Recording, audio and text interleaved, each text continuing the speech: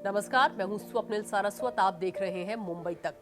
कुछ महीनों पहले हाई प्रोफाइल संत भय्यूजी महाराज की खुदकुशी की खबर से सनसनी फैल गई।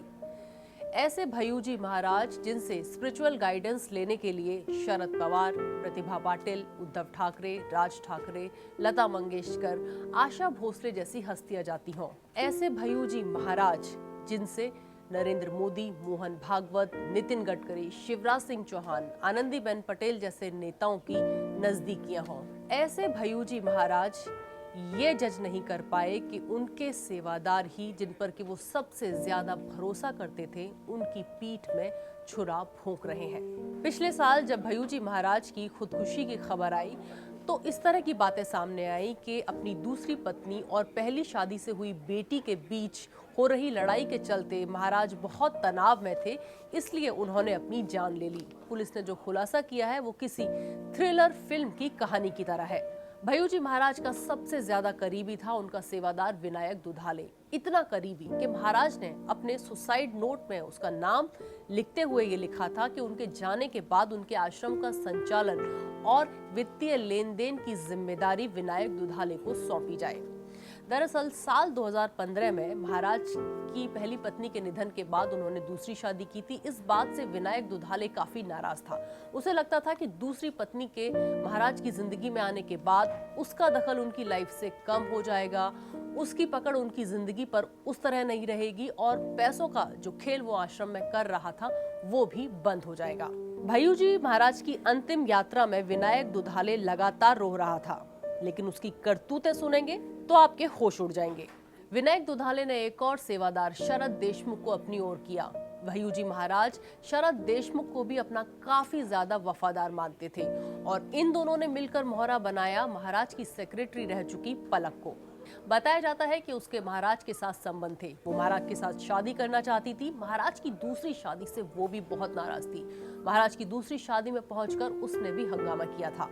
पलक के मोबाइल में महाराज के साथ हुई उसकी बातचीत का एक आपत्तिजनक स्क्रीनशॉट था, जिसे लेकर वो भय्यूजी महाराज को ब्लैकमेल कर रही थी और इस काम में उसका साथ दे रहे थे विनायक दुधाले और शरद देशमुख।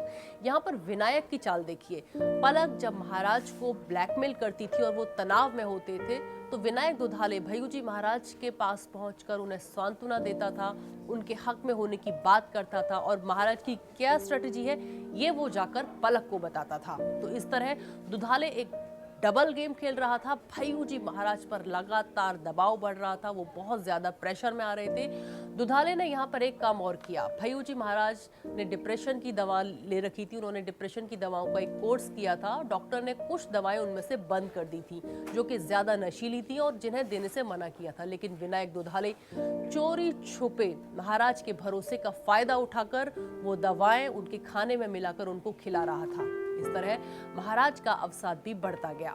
भय्यूजी की मौत को 7 महीने हो गए हैं।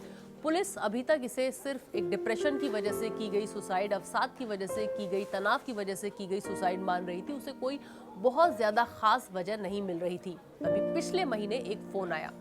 ये फोन महाराज की ट्रस्ट के वकील को आया।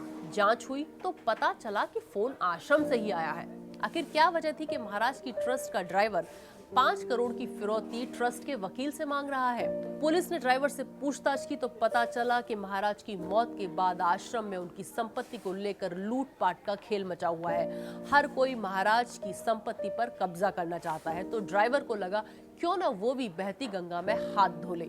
इसके बाद पुलिस ने ट्रस्ट से जुड़े 28 लोगों से पूछताछ की और उनसे जो खुलासे हुए वो बेहद चौंका देने वाले थे।